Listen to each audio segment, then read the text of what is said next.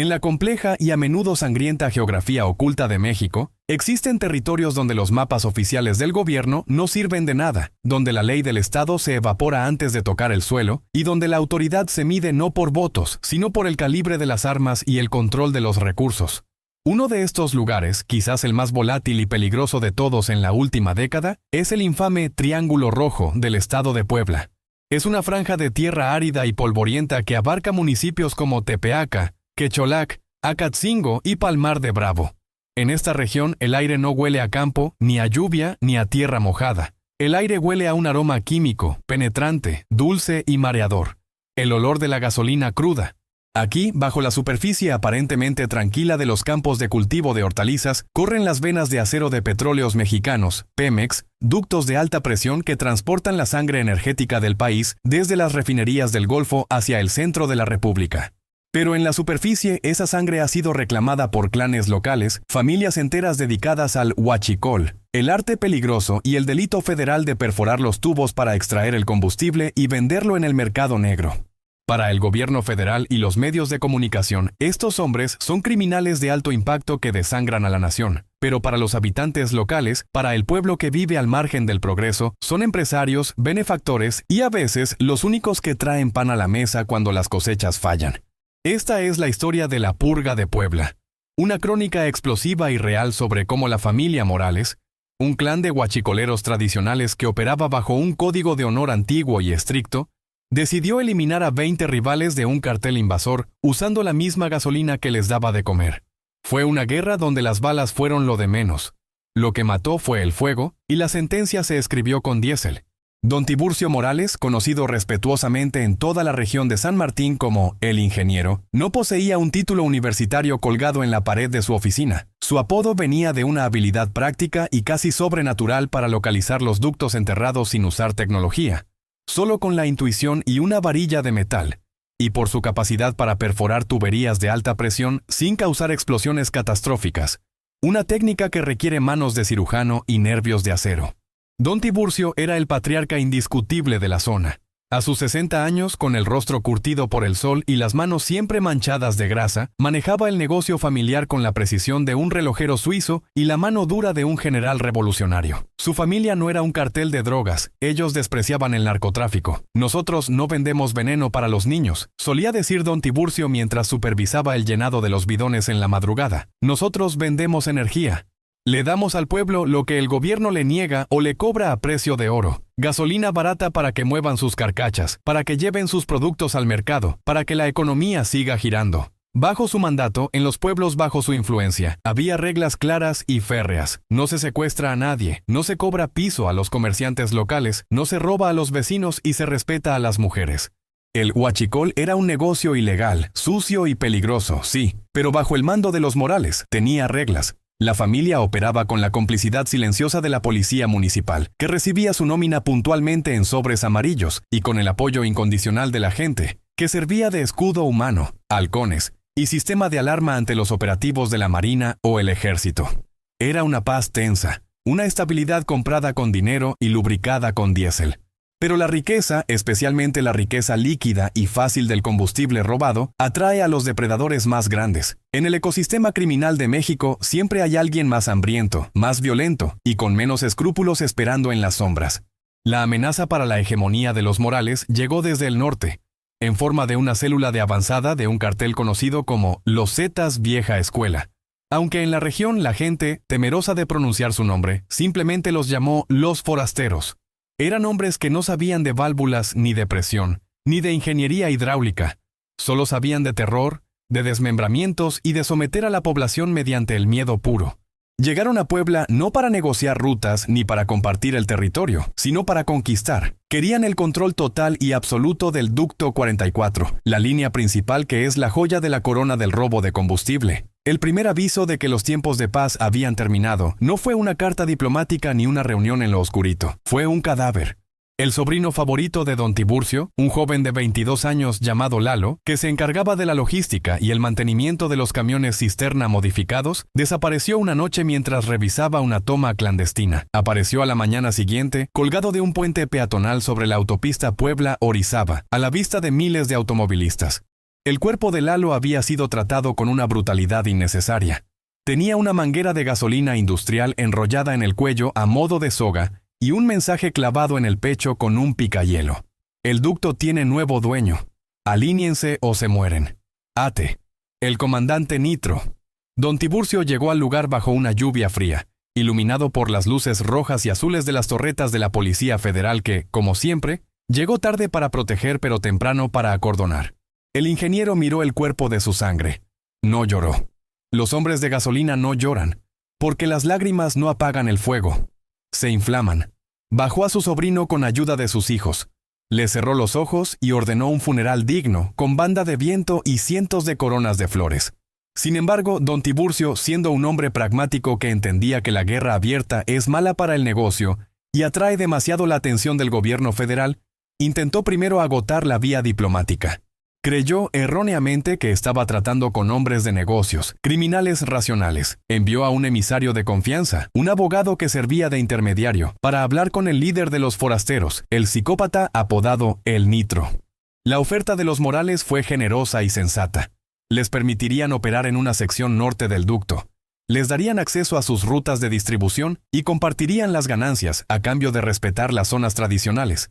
No meterse con la población civil y dejar en paz a la familia Morales. La respuesta de El Nitro fue un acto de barbarie que eliminó cualquier posibilidad de acuerdo. Envió de regreso al emisario, pero lo envió en pedazos dentro de un tambo de metal de 200 litros lleno de gasolina magna. Díganle al viejo que su tiempo se acabó. Fue el mensaje oral que trajo el único sobreviviente de la comitiva, un chofer aterrorizado al que le habían cortado una oreja como advertencia. Ahora el Triángulo Rojo es nuestro. Si quieren trabajar, trabajarán para nosotros como empleados, o los enterraremos a todos en sus propios pozos.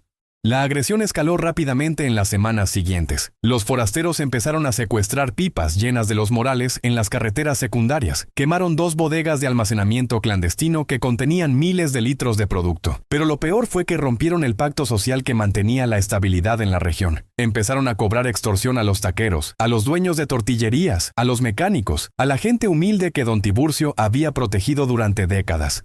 El pueblo estaba aterrorizado. La economía local, basada en el flujo ilegal pero constante de combustible barato, se paralizó. Las calles de Tepeaca y Palmar de Bravo se vaciaron al caer el sol. La gota que derramó el vaso. El evento que transformó un conflicto criminal en una vendetta personal y absoluta. Ocurrió una noche de viernes. Los forasteros emboscaron un convoy de la familia Morales que transportaba 10,000 litros de gasolina hacia una comunidad serrana. Pero esta vez no solo robaron el combustible, ametrallaron las camionetas sin advertencia. Dentro de los vehículos no solo iban choferes armados, iban las esposas y los hijos de algunos trabajadores que habían pedido un aventón al pueblo vecino para una fiesta patronal. Las balas trazadoras de los sicarios incendiaron los tanques de gasolina. Mujeres y niños murieron calcinados, atrapados en un infierno de fuego líquido, mientras los atacantes reían y grababan con sus celulares. El fuego iluminó la noche poblana como un presagio del infierno que estaba por venir. Don Tiburcio llegó a la escena del crimen cuando las llamas aún eran altas y los bomberos luchaban inútilmente por controlar el desastre. El olor a carne quemada mezclado con el de la gasolina premium creaba un hedor insoportable, un perfume de muerte que se le quedaría grabado en la memoria para siempre. Vio los esqueletos de fierro retorcido de sus camionetas. Vio los restos carbonizados de su gente, de inocentes que él había jurado proteger. En ese momento, bajo el resplandor naranja de las llamas, el ingeniero dejó de calcular presiones, volúmenes y ganancias. Su mente, fría, analítica y calculadora, cambió de objetivo. Ya no buscaba rentabilidad, buscaba exterminio. Entendió que no se enfrentaba a competidores, sino a una plaga. Y las plagas no se negocian, se erradican. Regresó a su hacienda, una fortaleza oculta entre muros de piedra volcánica y naves industriales disfrazadas de bodegas de zanahoria. Reunió a sus hijos, a sus yernos y a sus 30 hombres de mayor confianza, todos nacidos y criados entre el olor a hidrocarburo. «Intentamos ser civilizados», dijo don Tiburcio con la voz ronca por el humo y los ojos inyectados en sangre. «Intentamos compartir el plato, pero estos perros no quieren comer. Quieren morder la mano que sirve. Rompieron las reglas. Mataron a mujeres, mataron a niños, han manchado nuestro negocio con sangre inocente». Don Tiburcio caminó hacia un mapa gigante del sistema de ductos de Pemex que cubría una pared entera de su despacho. Tomó un marcador rojo y encerró un punto específico en una zona despoblada. un antiguo almacén de granos abandonado que estaba conectado secretamente a una toma clandestina de alta presión, una toma que él había diseñado años atrás como reserva estratégica. «Ellos quieren gasolina», dijo el patriarca girándose hacia sus hombres con una mirada que helaba la sangre, una mirada que ya no tenía piedad ni duda. «Les vamos a dar gasolina. Les vamos a dar tanta gasolina que se van a ahogar en ella. Vamos a preparar una fiesta para el Nitro y toda su gente. Una fiesta de la que no van a salir caminando». La purga había sido decretada. No sería una guerra de trincheras ni persecuciones eternas por la carretera que pondrían en riesgo a más civiles. Sería un solo golpe. Un golpe maestro, definitivo y total, diseñado por un ingeniero que conocía las propiedades volátiles y destructivas de su producto mejor que nadie en el mundo. La familia Morales, los verdaderos reyes del huachicol, iban a demostrarle a los invasores que en Puebla la tierra no solo se siembra con maíz y hortalizas, cuando es necesario se siembra con fuego, y la cosecha macabra estaba a punto de comenzar. Para comprender la magnitud de la trampa mortal que don Tiburcio Morales estaba diseñando en su mente, y para entender por qué la violencia en Puebla es diferente a la de cualquier otra región de México, es necesario sumergirse primero en la atmósfera física y social donde respira esta guerra. El Triángulo Rojo no es simplemente una zona geográfica delimitada por coordenadas en un mapa. Es un ecosistema vivo, vibrante y altamente inflamable que cobra vida verdadera cuando el sol se oculta detrás del volcán Pico de Orizaba. Durante el día, los pueblos de Tepeaca, Palmar de Bravo y Quecholac parecen comunidades agrícolas normales, con campesinos trabajando la tierra y mercados llenos de verduras frescas. Pero al caer la noche, la región sufre una metamorfosis radical. Las carreteras secundarias se iluminan no con el alumbrado público, que es escaso, sino con las luces de neón parpadeantes de cientos de vulcanizadoras, taquerías y puestos improvisados a pie de carretera que sirven de fachada para el verdadero comercio de la zona. Es en estas noches de neón donde el pulso del huachicol late con fuerza. Si uno baja la ventanilla del auto en la autopista Puebla-Córdoba a las 2 de la mañana, el aire frío de la montaña golpea la cara, pero trae consigo un subtexto olfativo inconfundible. Una mezcla densa de diésel, gasolina magna y tierra húmeda. Es el olor del dinero líquido. Es el olor de un peligro omnipresente que se ha normalizado hasta volverse parte del paisaje, como la niebla. El escenario de este conflicto se desarrolla sobre y debajo de la tierra. Debajo, en la oscuridad del subsuelo, corren los poliductos de Pemex, serpientes de acero de 24 pulgadas de diámetro que transportan millones de barriles de combustible a una presión demencial de 600 libras por pulgada cuadrada. Esa presión es la clave de todo. Una perforación mal hecha, un cálculo erróneo de milímetros en la válvula, y el ducto no solo gotea, ruge, explota y atomiza todo lo que esté en un radio de 100 metros. Por eso don Tiburcio, el ingeniero, era venerado. Él conocía los secretos de esas bestias subterráneas. Sabía ordeñarlas con la delicadeza de quien extrae leche de una vaca brava. Los forasteros, por el contrario, eran carniceros. Llegaban con taladros industriales y cero paciencia, dejando derrames masivos que contaminaban los pozos de agua de los campesinos y convertían hectáreas de cultivo en tierras muertas donde solo crecía la maleza negra. Este contraste en el manejo del escenario físico fue lo que empezó a inclinar la balanza social a favor de los Morales. El pueblo veía cómo los invasores envenenaban la tierra, mientras que don Tiburcio la trataba con un respeto criminal pero cuidadoso. Sobre la superficie, la cultura del huachicol había permeado cada aspecto de la vida cotidiana, creando un escudo social impenetrable. En los pueblos controlados por los Morales, la lealtad no se compraba solo con miedo, sino con participación. El escenario incluía a todos. Los niños no jugaban a ser policías y ladrones. Jugaban a ser huachicoleros y federales, usando camioncitos de juguete llenos de agua. Las abuelas en las cocinas económicas avisaban por grupos de WhatsApp si veían convoyes extraños. Los taxistas y los choferes de transporte público eran los ojos y los oídos del cártel local. Esta red de vigilancia humana, conocida como los halcones, estaba activa las 24 horas. Un simple cambio de luces altas de un taxi, un cohete blanco estallando en el cielo, o una canción específica sonando en la radio local. Eran señales codificadas que movían a cientos de personas. Cuando los forasteros entraron al territorio, se encontraron con que el escenario mismo los rechazaba. Iban a comprar comida y les decían que no había. Iban a cargar saldo a sus celulares y el sistema se caía. Se sentían observados por cada ventana, por cada perro callejero. Eran cuerpos extraños en un organismo que estaba diseñado para expulsarlos. La infraestructura del negocio de los Morales era otra parte crucial del escenario. No usaban bodegas convencionales visibles desde los satélites o los drones de la Marina. Su infraestructura estaba mimetizada. Debajo de los invernaderos de jitomate había cisternas de concreto con capacidad para 50,000 litros. Detrás de los altares a San Judas Tadeo, el santo patrón de las causas difíciles, y en esta región, el santo no oficial de los guachicoleros, se escondían las válvulas de paso. Don Tiburcio había construido un laberinto logístico invisible. Sus camiones no eran pipas rotuladas, eran camiones de volteo con doble fondo, camionetas de redilas cargadas de alfalfa que ocultaban bidones cuadrados de 1,000 litros, y viejos autobuses escolares con los asientos retirados y tanques soldados al chasis. Esta flota fantasma se movía por las brechas de terracería, caminos polvorientos y llenos de baches que los choferes locales conocían de memoria y podían recorrer con las luces apagadas, guiándose solo por la luz de la luna y las sombras de los árboles. Los forasteros, acostumbrados a las carreteras pavimentadas del norte y a la impunidad del descaro, se atascaban en el lodo, se perdían en los caminos vecinales y caían en zanjas. El terreno jugaba a favor de los locales. Pero el elemento más tenso del escenario eran las tomas. Una toma clandestina activa es un lugar de alta tensión sensorial. Imaginen un hoyo cavado en medio de un maizal en plena noche.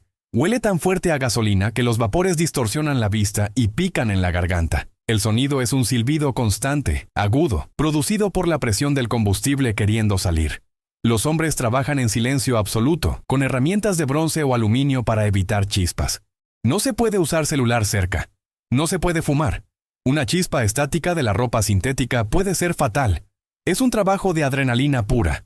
Don Tiburcio tenía el control de las mejores tomas, las más seguras y productivas. Los forasteros querían esas tomas. Su codicia los empujaba a acercarse cada vez más al corazón del territorio Morales, a la zona conocida como la válvula maestra, un punto de distribución clave cerca de las vías del tren. La arrogancia de los invasores alteró el equilibrio de estas noches de neón. Empezaron a vender su producto robado y de mala calidad, a menudo mezclado con agua, en los mismos puntos de venta que los Morales. Colocaron sus propias camionetas con luces estroboscópicas, desafiando la autoridad local. Hubo roces. Hubo disparos al aire. El ambiente festivo y comercial de las noches poblanas se tornó lúgubre. Los puestos de tacos cerraban más temprano. La música de banda que solía retumbar en las camionetas fue reemplazada por el silencio de la precaución. La gente sabía que la guerra venía. Se sentía en la electricidad estática del aire. Y en medio de este escenario volátil, Don Tiburcio preparaba su obra maestra. El lugar elegido para la emboscada no fue un campo abierto, sino un sitio que representaba la decadencia y la oportunidad. Una antigua planta procesadora de alimentos abandonada en las afueras de Palmar de Bravo. Era un complejo de naves industriales con techos de lámina oxidada, rodeado de muros altos de bloque gris. El lugar perfecto para una ratonera. Estaba lo suficientemente aislado para que nadie escuchara los gritos, pero lo suficientemente cerca de la carretera principal para atraer a la presa con la promesa de una salida rápida. Dentro de ese complejo, Don Tiburcio y sus ingenieros empíricos estaban modificando el escenario. No estaban poniendo minas ni explosivos C4, estaban manipulando la hidráulica. Estaban convirtiendo el sistema de riego y las tuberías antiguas de la fábrica en un sistema de dispersión de combustible. Estaban creando una cámara de gas al aire libre. Mientras tanto, los forasteros, en su ignorancia del terreno, veían ese complejo abandonado como una fortaleza potencial para establecer su base de operaciones. Sus halcones, que en realidad eran agentes dobles pagados por Morales, les informaron que los Morales guardaban allí su reserva más grande de gasolina premium. El cebo estaba puesto en el escenario. La geografía, la codicia y la física de los fluidos estaban convergiendo en ese punto. Las noches previas al ataque final fueron de una actividad frenética pero invisible. Bajo la cobertura de la oscuridad, las pipas de los Morales entraban y salían del complejo abandonado. Parecía que estaban almacenando producto, protegiéndolo. En realidad, estaban cebando la trampa, estaban saturando el suelo, estaban creando charcos estratégicos, estaban debilitando las estructuras. El ingeniero revisaba cada detalle, verificaba la dirección del viento dominante en esa época del año. Calculaba cuánto tiempo tardaría el vapor de gasolina en alcanzar la mezcla estequiométrica perfecta con el oxígeno para ser explosiva pero no dispersarse demasiado rápido. Era una ecuación de muerte. El escenario social también jugaba su parte. Don Tiburcio envió un mensaje silencioso a la comunidad. El viernes por la noche nadie salga. Nadie se acerque a la planta vieja. Si escuchan truenos, no es lluvia. La gente, leal y temerosa, obedeció. El viernes por la noche, el pueblo se convirtió en un pueblo fantasma. Las luces de las casas se apagaron. Los perros fueron encerrados. El escenario quedó vacío, limpio de inocentes, listo para recibir a los culpables. En la guarida de los forasteros, el ambiente era de celebración prematura. El Nitro y sus lugartenientes miraban los mapas, bebiendo whisky y aspirando cocaína sobre las mesas. Veían el complejo abandonado como el trofeo final. «Tomamos esa bodega y los Morales se quedan sin nada», decía el Nitro, limpiando su pistola dorada. «Vamos con todo, 20 camionetas, gente pesada. Si el viejo se pone al tiro, lo quemamos ahí mismo». No sabían la ironía de sus palabras. No sabían que el escenario que pretendían conquistar ya no era un edificio, era una bomba de tiempo gigante esperando un solo error. La noche de Puebla, con sus estrellas ocultas por el humo de las quemas agrícolas y los vapores del hidrocarburo, observaba impasible. Los grillos cantaban, ajenos al drama humano. Las válvulas subterráneas seguían silbando su canción de alta presión. Todo estaba en su lugar. Las noches de neón estaban a punto de ser eclipsadas por una luz mucho más brillante. Una luz que no vendría de la electricidad, sino de la química pura de la venganza.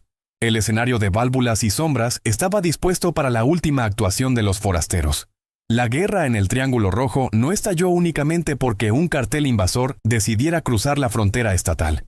Estalló porque el árbitro del juego, el Estado mexicano, decidió vender el silbato al mejor postor.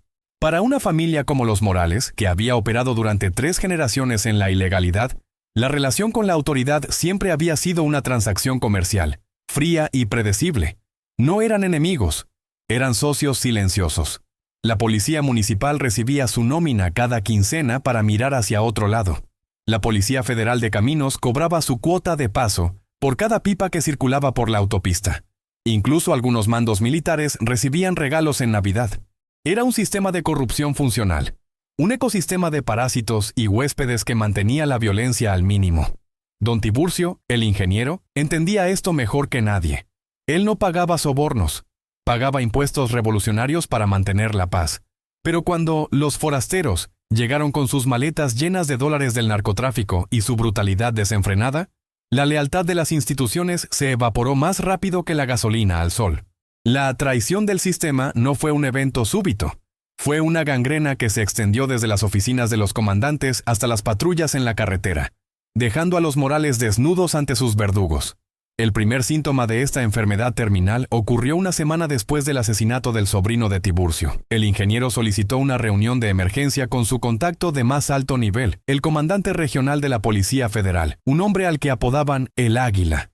La reunión se llevó a cabo en un lugar neutral, un restaurante de carretera famoso por sus mixiotes, donde normalmente cerraban los tratos. Tiburcio llegó solo, sin armas, como muestra de respeto.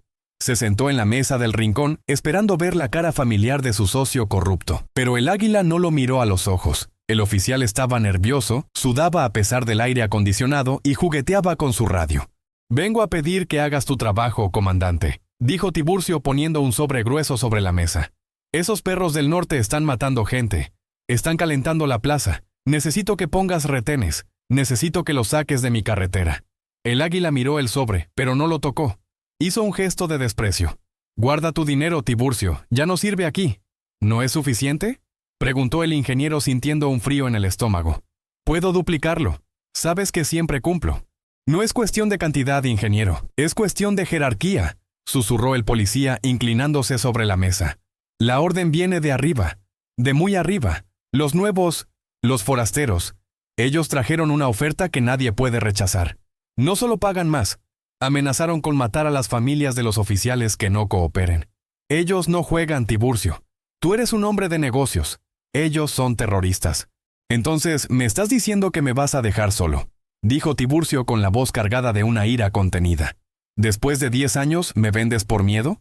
«Te estoy diciendo que te vayas», respondió el Águila levantándose. «Esta plaza ya tiene dueño y no eres tú. Si te quedas, te van a matar. Y yo voy a tener que escribir el informe diciendo que fue un ajuste de cuentas. No hay protección para ti, ingeniero». El sistema cambió de bando. Tiburcio salió del restaurante con el sobre de dinero intacto en su bolsillo, pero con el alma rota. Esa fue la primera fractura. La ley no solo no lo protegería, la ley ahora trabajaba activamente para sus enemigos. Pero la confirmación sangrienta de esta traición, el incidente que cerró cualquier puerta a la negociación, ocurrió 48 horas después. Fue una noche de luna llena, una noche que debería haber sido clara y segura para el transporte.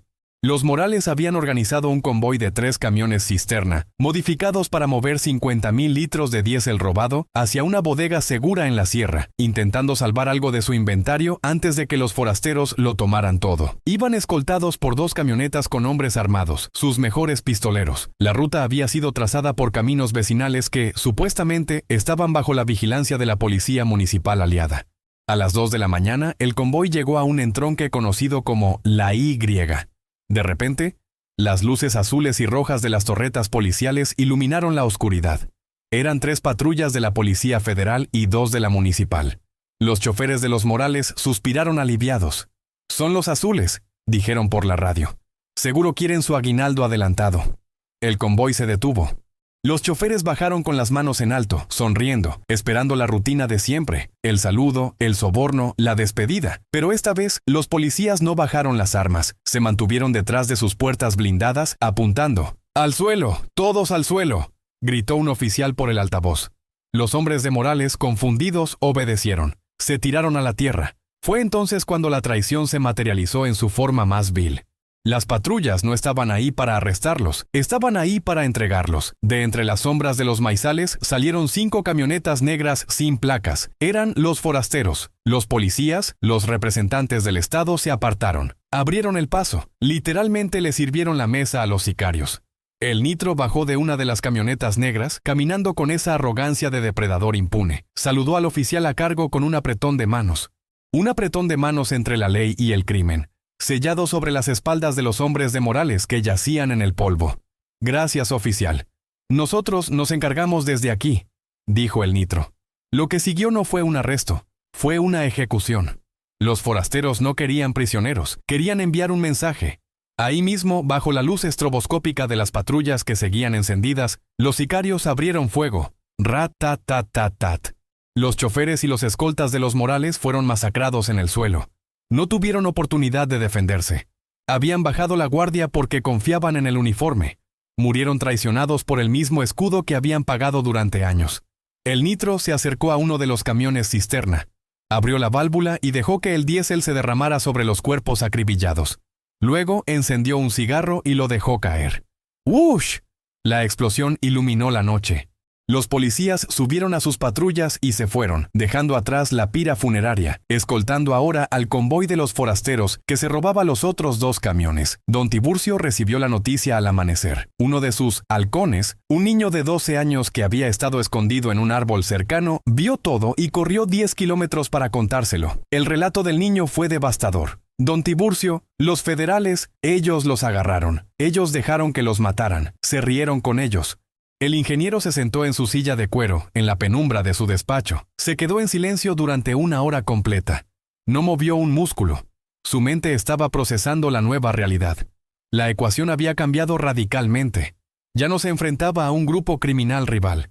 Se enfrentaba al aparato del Estado fusionado con el terrorismo del narco. Si intentaba pelear una guerra convencional, con balazos y persecuciones, perdería. Si sacaba sus armas largas a la calle, el ejército vendría, no para detener a los forasteros, sino para aplastar a los Morales bajo la excusa de combatir el huachicol. Estaba acorralado, tenía 2 frentes de guerra y ninguna alianza. Convocó al consejo familiar. Sus 2 hijos, Rogelio y Marcos, llegaron con los ojos rojos de ira. Querían salir a matar policías, querían quemar la comandancia. «¡Nos vendieron, papá!», gritaba Rogelio golpeando la mesa. «Hay que matarlos a todos. Al Águila, al Nitro, a todos.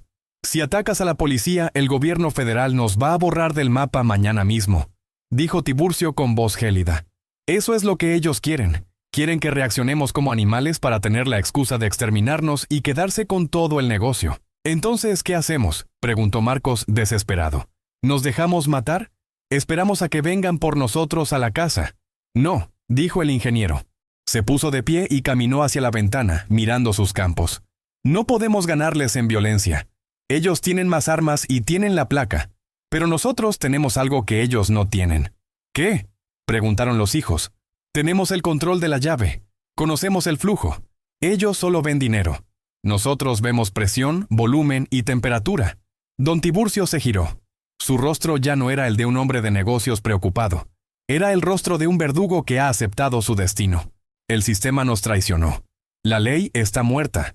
Y si la ley está muerta, entonces volvemos a la ley natural. Sobrevive el más apto. Ellos quieren nuestra gasolina.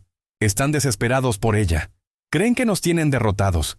Creen que estamos escondidos lamiéndonos las heridas. Esa confianza es su debilidad. El plan comenzó a gestarse en ese momento de claridad absoluta.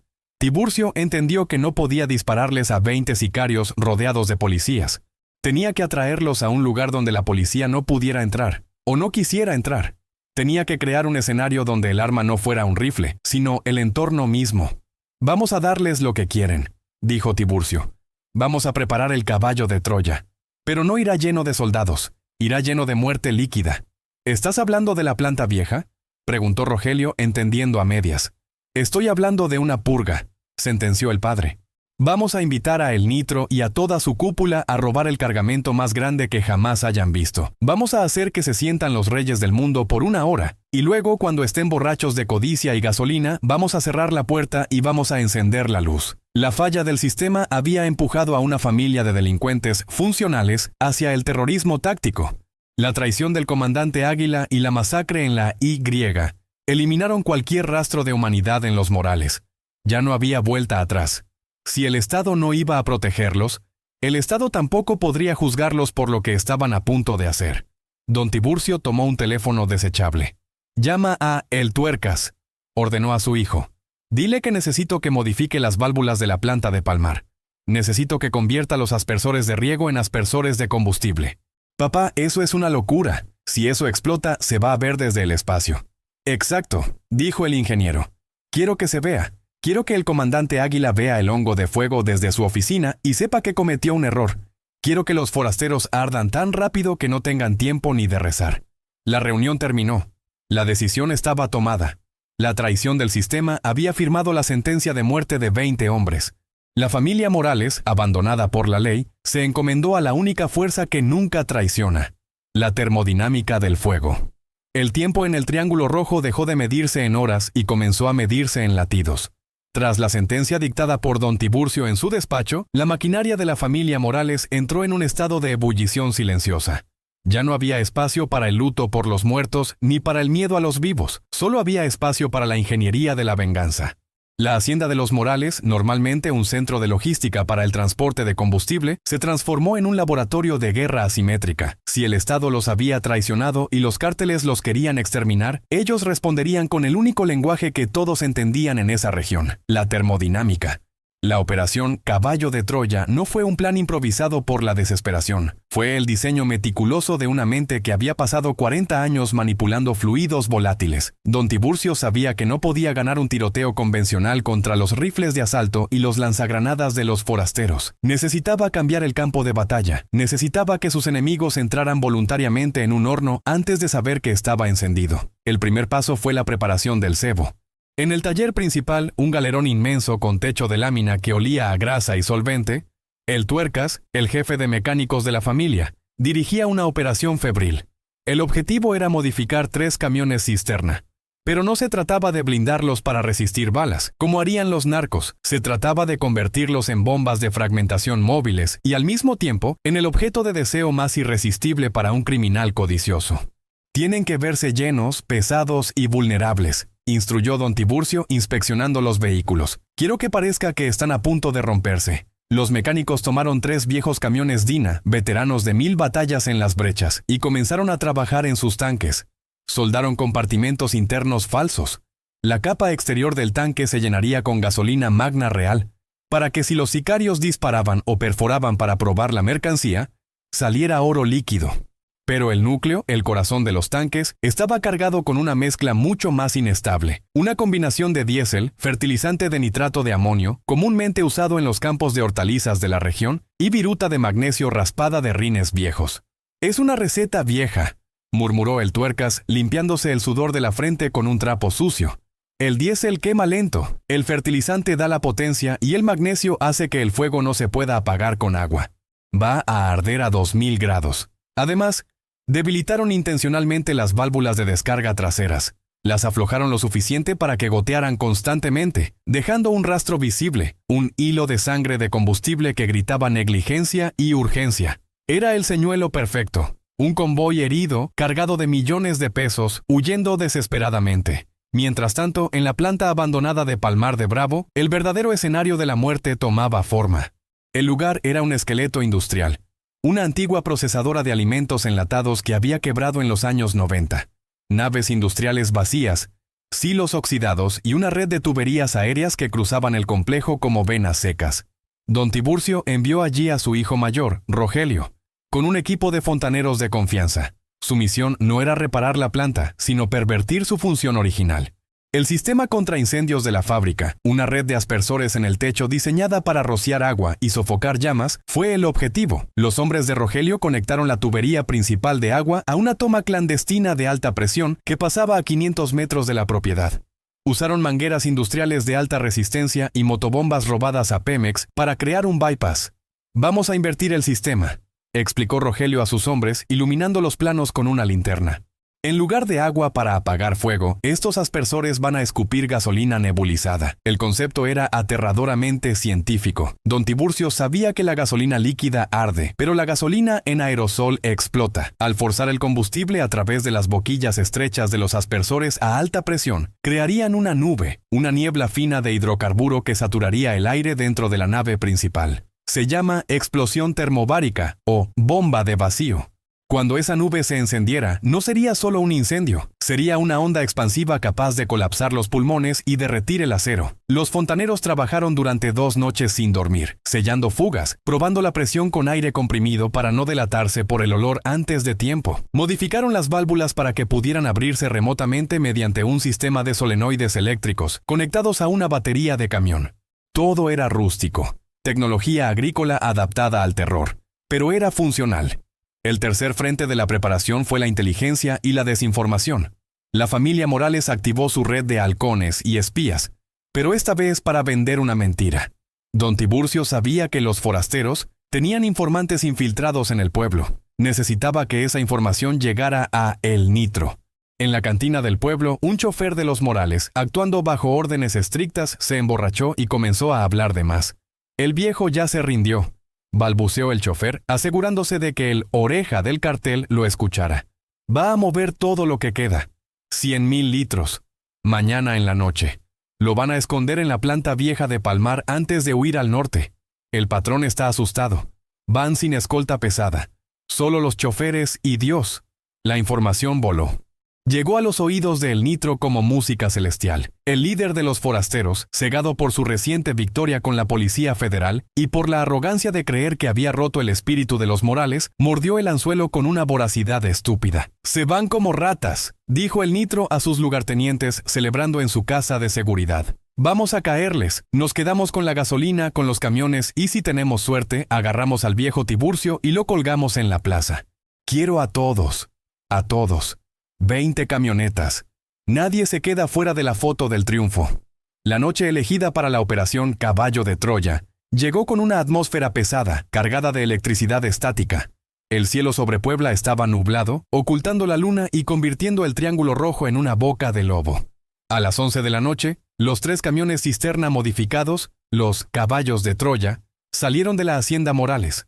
Iban conducidos por los 3 hombres más leales de Tiburcio, voluntarios que sabían que probablemente no volverían a ver el amanecer, o que si lo hacían serían hombres diferentes. El convoy avanzó lento, pesado, por la carretera federal. Las válvulas traseras goteaban, dejando un rastro húmedo y oloroso sobre el asfalto. Iban sin luces, salvo por unos cuartos amarillos tenues. Parecían bestias heridas tratando de llegar a su guarida. A 5 kilómetros de distancia, desde una colina oscura, Don Tiburcio y sus hijos observaban con binoculares de visión nocturna. «Ahí vienen», susurró Marcos, el hijo menor. Detrás del convoy de los Morales, a una distancia prudente pero depredadora, aparecieron las luces de quenón de los forasteros. Eran puntitos brillantes en la oscuridad. Una jauría de lobos siguiendo el rastro de sangre. No atacaron de inmediato. Querían que la presa los llevara a la madriguera, al supuesto depósito final. Querían el premio gordo. El convoy de los Morales se desvió de la carretera y entró en el camino de terracería que llevaba a la planta abandonada de Palmar. Los camiones se sacudían violentamente en los baches. sus suspensiones gimiendo bajo el peso de la carga explosiva y el blindaje oculto. Los forasteros aceleraron. Se sentían dueños de la noche. Se comunicaban por radio, riendo, planeando cómo se gastarían el dinero de la venta. «Déjenlos entrar a la nave», ordenó el Nitro por la frecuencia. «Los encerramos ahí, que no escape nadie». Los 3 camiones cisterna entraron al complejo industrial, cruzaron el patio lleno de maleza y se estacionaron dentro de la nave principal, un espacio cavernoso de techo alto, sostenido por vigas de acero oxidadas. Los choferes apagaron los motores. El silencio regresó por un segundo, solo roto por el goteo constante de las válvulas y el sonido lejano de los motores de los sicarios acercándose. Los choferes de los Morales no se quedaron a pelear. Siguiendo el plan, bajaron de los camiones y corrieron hacia la parte trasera de la nave, donde una alcantarilla de drenaje pluvial había sido abierta previamente. Se deslizaron por el agujero hacia la oscuridad del subsuelo, escapando del escenario justo a tiempo. Un minuto después, la entrada de la nave se iluminó con los faros de 20 camionetas. Los forasteros entraron en tropel, levantando polvo, bloqueando la salida. Eran un ejército de ocupación. Hombres con chalecos tácticos, cascos balísticos y rifles de alto poder. Bajaron de los vehículos gritando, asegurando el perímetro, sintiéndose invencibles. El Nitro bajó de su camioneta blindada, una Cheyenne blanca impecable. Caminó hacia los camiones cisterna de los Morales, que yacían abandonados en el centro de la nave como ofrendas gigantes. «¡Salgan, ratas!», gritó el Nitro, su voz resonando en el eco metálico del edificio. «Sabemos que están aquí». Nadie respondió. El Nitro se acercó a uno de los camiones. Pasó la mano por el tanque frío. Olía el combustible. Sonrió. «Está lleno», dijo a sus hombres. «Lleno hasta el tope. Es nuestro, cabrones. ¡Ganamos!». Sus hombres empezaron a celebrar. Algunos dispararon al aire perforando el techo de lámina. Otros empezaron a revisar la cabina de los camiones buscando objetos de valor. Estaban borrachos de victoria.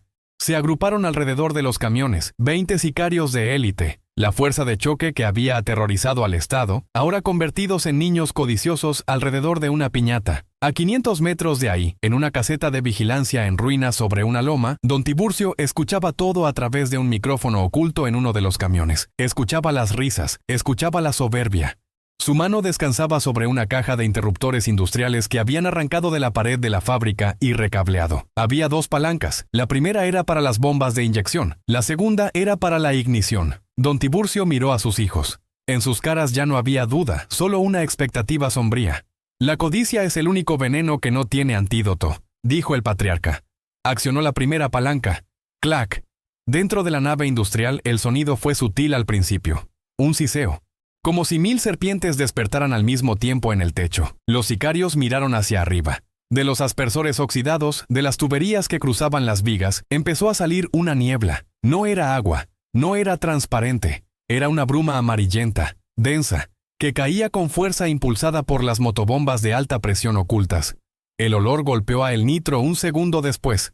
No era el olor a humedad de una fábrica vieja. Era gasolina. Gasolina pura, atomizada, llenando el aire, impregnando la ropa, entrando en los pulmones, empapando el suelo. «¡Qué chingados!», gritó el Nitro tocándose la cara húmeda. Se llevó los dedos a la nariz. Sus ojos se abrieron con el terror absoluto del entendimiento. «¡Es gasolina!», gritó, su voz rompiéndose en un falsete de pánico. «Es una trampa. Vámonos. Todos afuera». Pero la física estaba en su contra. La niebla de gasolina había creado una atmósfera donde la visibilidad se redujo a 0 en segundos. Los hombres tosían, se resbalaban en el piso que se había vuelto una pista de patinaje de hidrocarburo. Las camionetas, con sus motores calientes y sus sistemas eléctricos, eran fuentes de ignición potenciales. Nadie se atrevía a disparar. Un solo chispazo de un cañón, una sola llama de un escape, y todo terminaría. El Nitro corrió hacia su camioneta, resbalando, cayendo de rodillas en el charco de combustible. Intentó abrir la puerta, pero sus manos estaban llenas de gasolina y resbalaban sobre la manija. «¡No disparen!», aullaba. «¡No enciendan los motores!». El silencio de la muerte había sido reemplazado por el caos del pánico. 20 asesinos profesionales, hombres que habían desmembrado y torturado sin pestañear, ahora gritaban como animales atrapados en una jaula que se llenaba de gas. En la colina, don Tiburcio vio a través de la ventana rota de la caseta cómo la nave industrial parecía exhalar vapores por las ventanas rotas. Sabía que la mezcla estaba lista, la saturación era perfecta. Miró su reloj. Habían pasado 2 minutos desde la activación de los aspersores. Era tiempo suficiente. Su dedo se posó sobre la segunda palanca. Esta no activaba una bomba. Activaba una serie de bujías de coche modificadas que habían sido instaladas en las columnas de acero, justo a la altura de la cabeza. Por Lalo, susurró Rogelio. Por los niños, susurró Marcos. Por Puebla, dijo don Tiburcio, y bajó la palanca. El inicio de la batalla final no fue un disparo. Fue un clic eléctrico.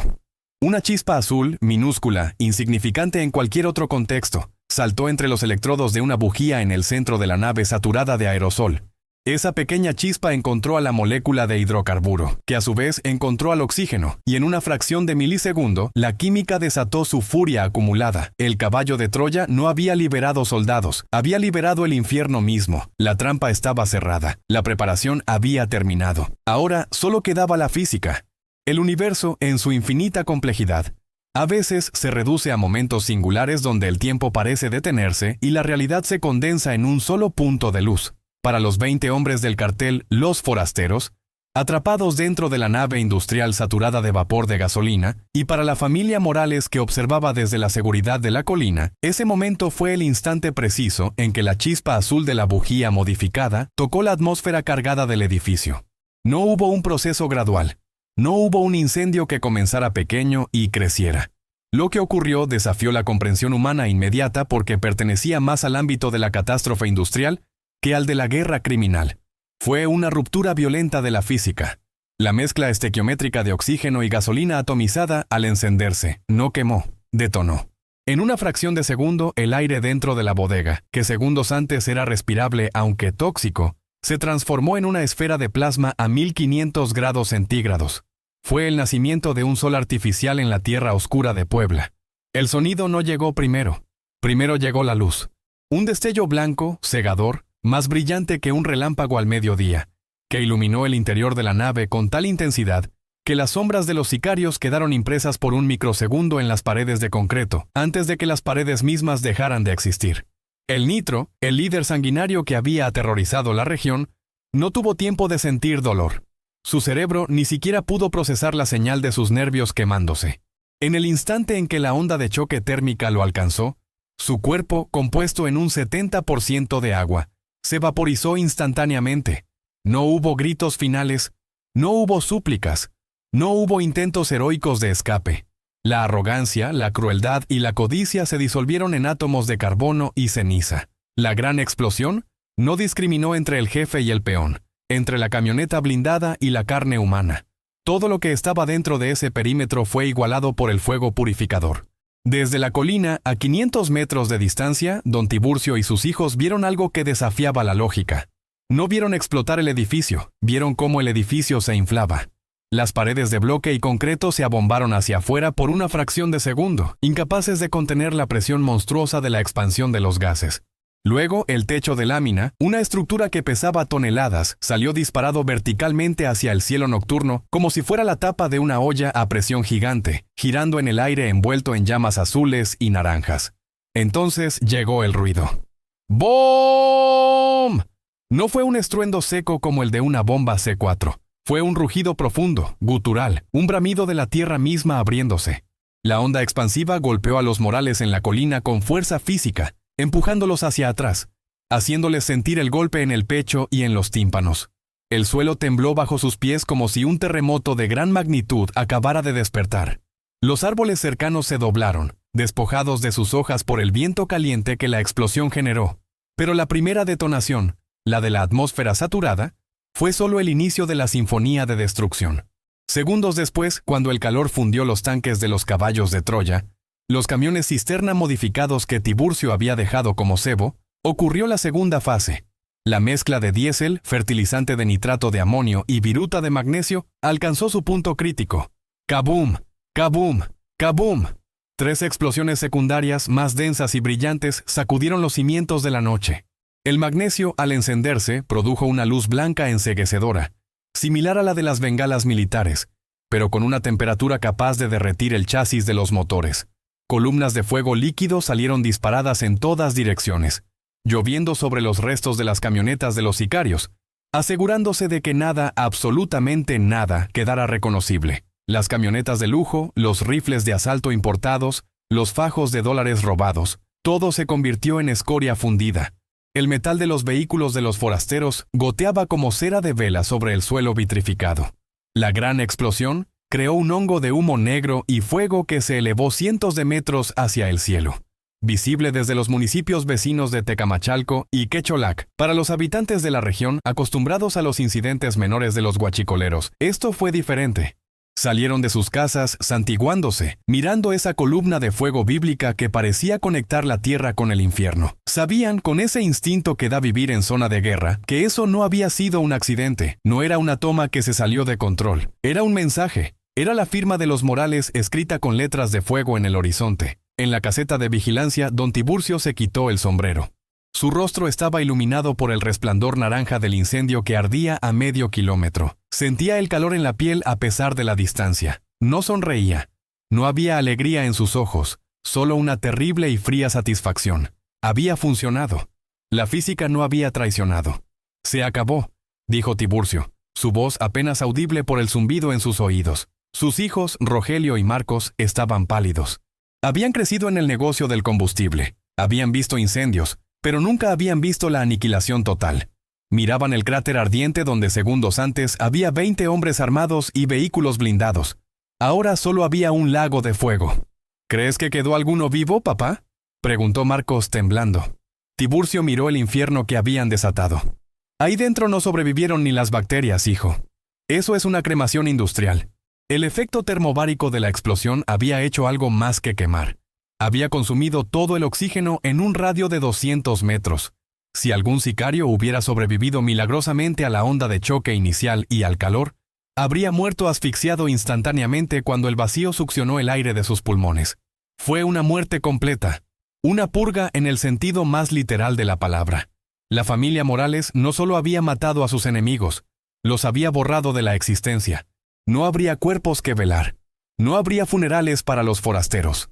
Sus familias en el norte nunca recibirían un cadáver para enterrar. Recibirían solo el silencio eterno de los desaparecidos.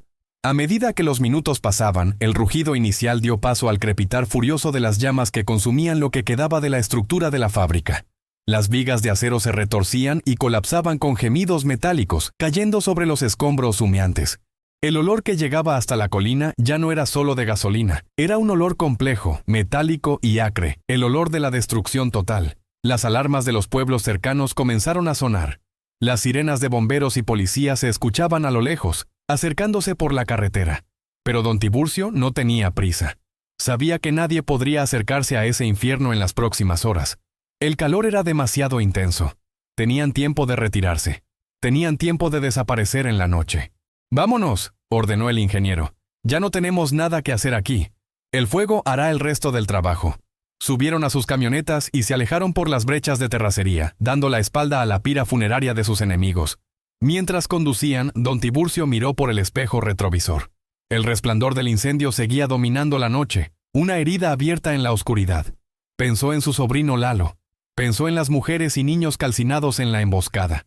Sintió que la balanza del universo se había equilibrado un poco, pero el peso en su alma no disminuyó. Había cruzado el umbral definitivo. Ya no era solo un ladrón de combustible, era un señor de la guerra. La gran explosión no solo destruyó a un cartel invasor, destruyó la inocencia de toda una región. Esa noche, el Triángulo Rojo aprendió que hay algo más peligroso que un criminal con un arma. Un hombre de familia con un ducto de gasolina y una razón para usarlo. La leyenda de la explosión de Palmar de Bravo se contaría en susurros durante generaciones. Una historia de advertencia para cualquier forastero que pensara que podía llegar a Puebla y tomar lo que no era suyo. El clímax había sido absoluto. La trampa del caballo de Troya inflamable había funcionado con una eficacia aterradora. Los 20 sicarios, que horas antes se sentían los dueños del estado, ahora eran parte del humo negro que se elevaba hacia las estrellas, mezclándose con la noche, dispersándose en el viento frío de la montaña. La purga estaba completa. El fuego había dictado su sentencia y no había apelación posible. La naturaleza violenta del huachicol había alcanzado su cenit. No fue un tiroteo, fue un evento geológico provocado por la mano del hombre. Y en el centro de ese cráter humeante, yacía la verdad brutal de México.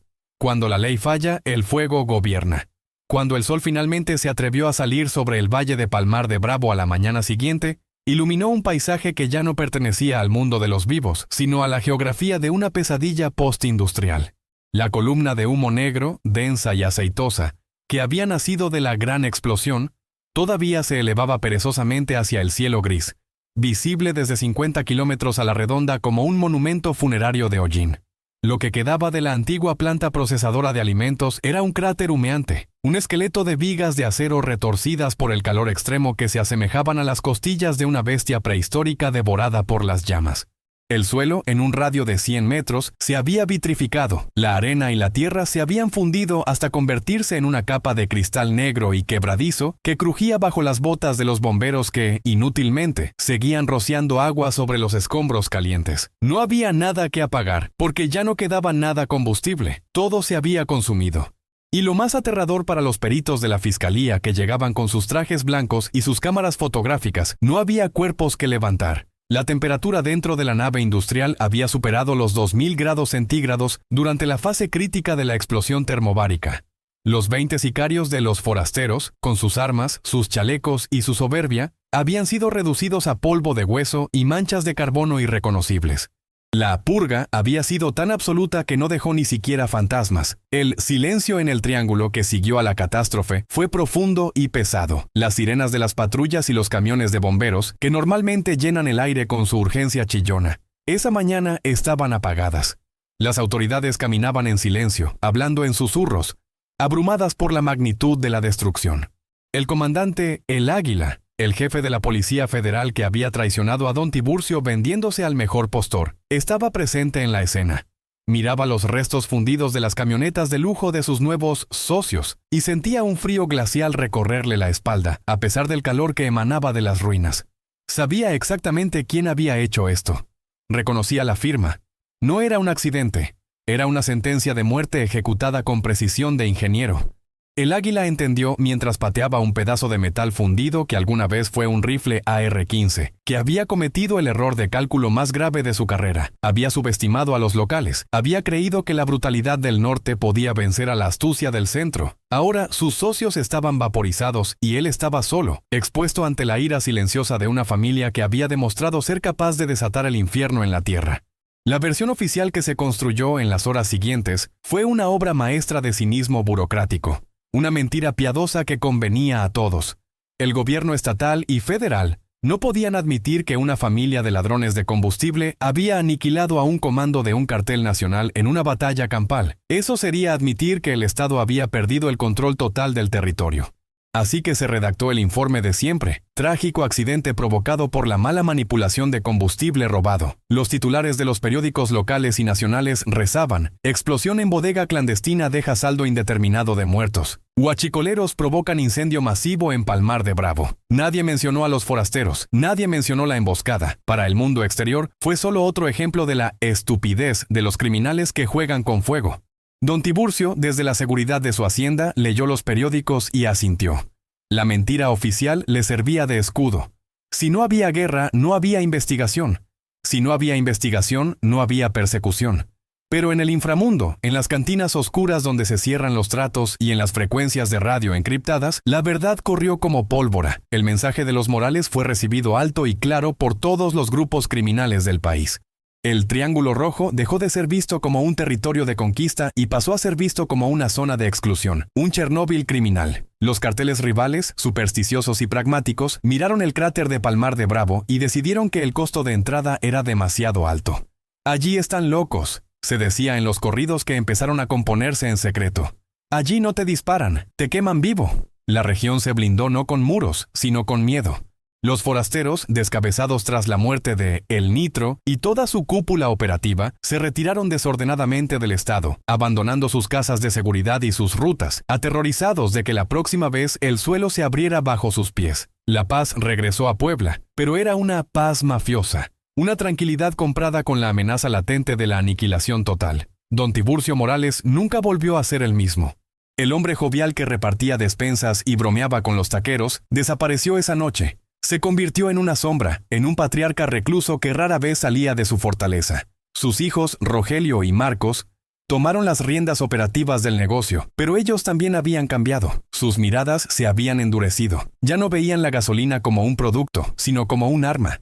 La familia había ganado la guerra, sí, y sus ganancias se multiplicaron al recuperar el monopolio del ducto, pero el alma de la familia se había oscurecido. Sabían que, aunque el pueblo los seguía protegiendo y vitoreando como héroes que expulsaron a los invasores, en el fondo todos les tenían miedo ahora. El respeto se había transformado en terror reverencial. Cuando las camionetas de los Morales pasaban por las calles de Tepeaca, la gente bajaba la vista. Ya no saludaban al ingeniero, saludaban al patrón. Esa distancia emocional fue el precio real de la victoria.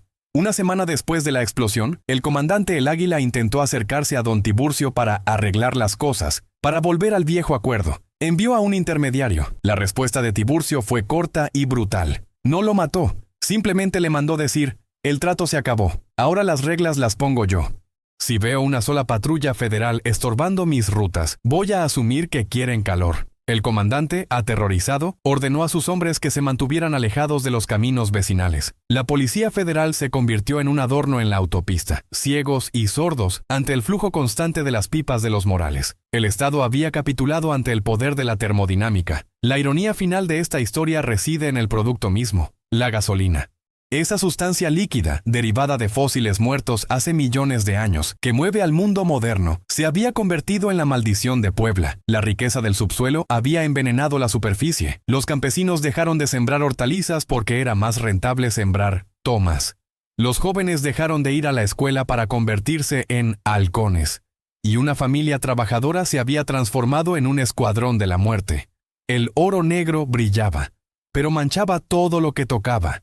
En las noches siguientes, cuando el viento soplaba desde el este, todavía se podía percibir un olor tenue en el aire cerca de Palmar de Bravo. No era solo olor a hidrocarburo. Era un olor dulce, metálico. El fantasma olfativo de 20 hombres y 3 camiones fundidos en un abrazo eterno. Era el recordatorio constante de que la tierra tiene memoria. Don Tiburcio murió 3 años después de la purga, no por una bala rival, sino de un infarto fulminante mientras dormía. Dicen que murió gritando, despertando de una pesadilla donde el fuego no se apagaba nunca. Su funeral fue masivo. Miles de personas asistieron. Hubo música de banda, hubo llanto, hubo agradecimiento. Lo enterraron como a un rey, en un mausoleo de mármol que miraba hacia los volcanes, pero nadie se atrevió a encender velas en su tumba. Por respeto o por miedo, el fuego estaba prohibido cerca de su descanso final. Hoy, si viajas por la autopista Puebla-Orizaba, verás los campos verdes, los pueblos pintorescos y las luces de neón de los puestos de carretera. Verás a la gente trabajando, vendiendo, viviendo. Parece un lugar normal, pero si prestas atención, verás las cicatrices. Verás las bardas pintadas con mensajes crípticos.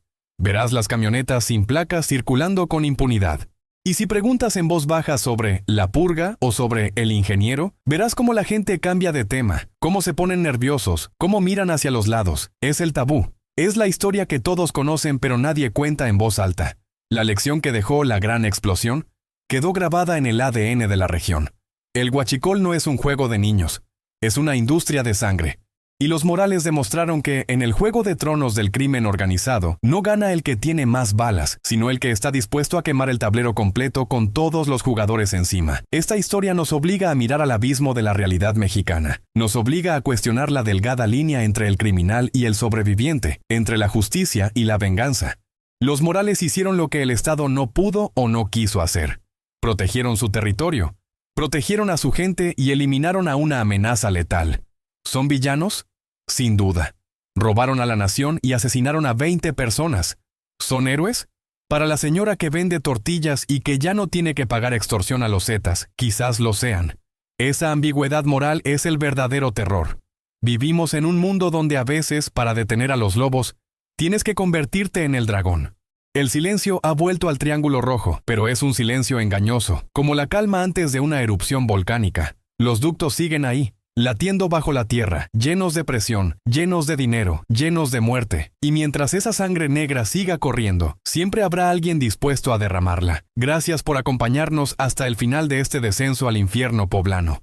Historias como la de la familia Morales son necesarias para entender que México no es blanco y negro. Es una gama infinita de grises, rojos y naranjas fuego. Aquí no hay finales felices, solo finales sobrevivientes. Si este relato te ha impactado, si te ha hecho ver la realidad del huachicol con otros ojos, te pido que te suscribas al canal. Tu apoyo es la gasolina que mueve este proyecto, metafóricamente hablando, claro. Dale like al video, activa la campanita para que no te pierdas nuestras próximas investigaciones y comparte este contenido. Queremos saber tu opinión.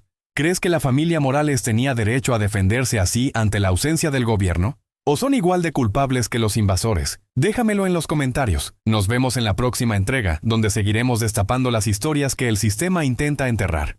Cuídate, mantente informado y recuerda, el fuego purifica pero también consume. Hasta la próxima.